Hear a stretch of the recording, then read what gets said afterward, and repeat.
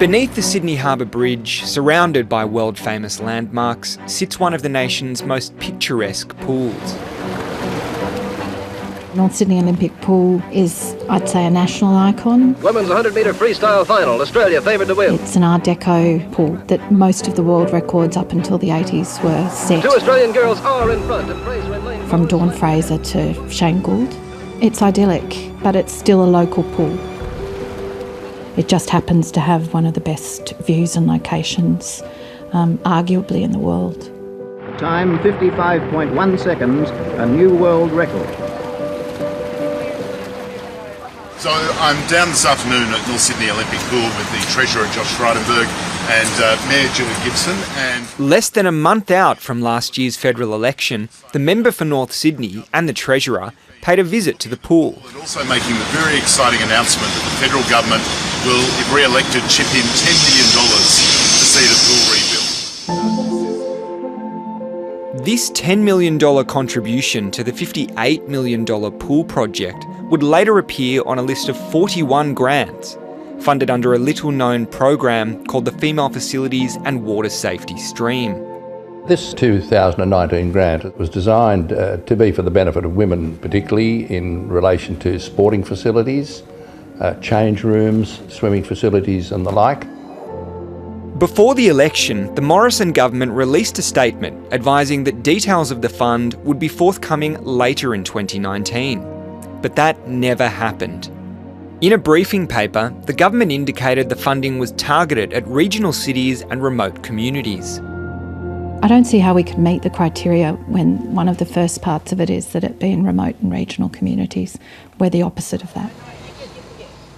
Independent North Sydney councillor Zoe Baker was surprised by the source of this grant. It's really unusual for the federal government to provide that amount of funding. 10 million seemed extraordinary. She's not opposed to the pool redevelopment. Back in 2015, she pushed for the council to seek federal government support.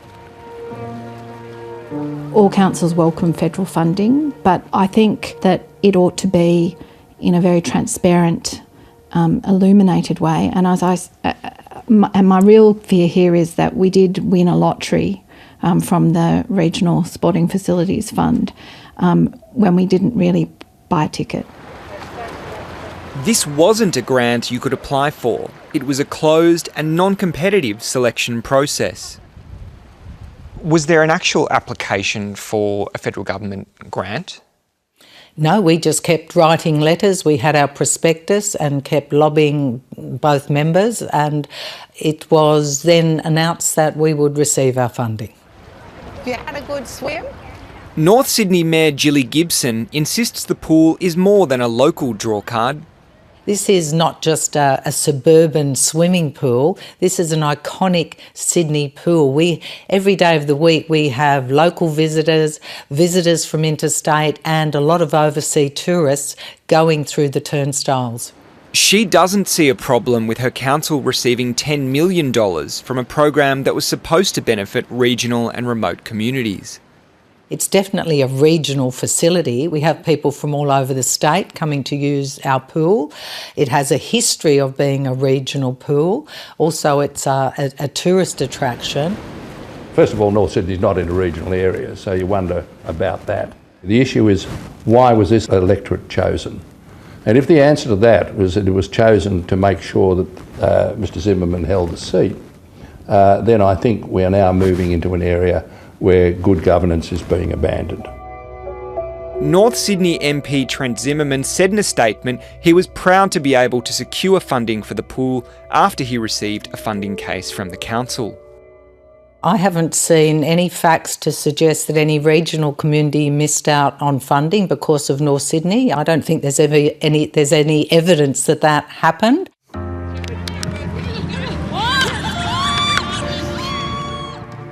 Had many players that have gone on to play in the VFL and the WAFL. Yes. For almost a decade, members of the Bendigo Women's Football Club have shared change rooms with several men's teams. We have to be very structured. There's certain times when our girls can use the rooms and when they can't, which isn't ideal when we're trying to get ready to play a game of footy.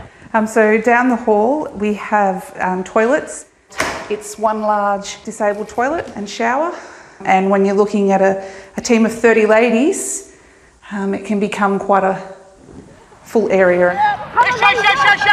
Vice President Melissa Harrington would have jumped at the chance to apply for a grant from the Female Facilities Fund if only they'd had the opportunity to apply.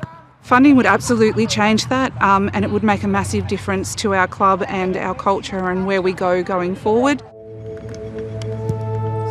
To have our home for our girls to play and train and feel comfortable in, it's not too much to ask, and we just love that for our girls, just to give them a level playing field to try and be the best footballers that they can.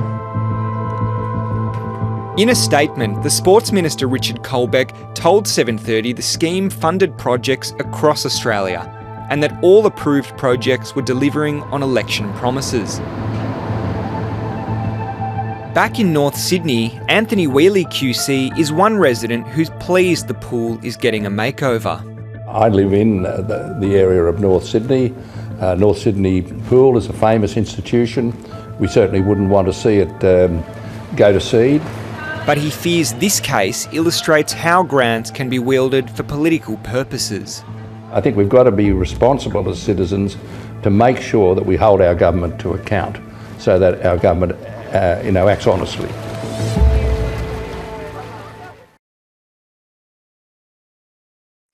Hi, I'm Lee Sales. Thanks for watching this story. If you'd like to watch more of 730's stories, they are on the left of your screen. And tap on the button below to subscribe and get the latest from ABC News.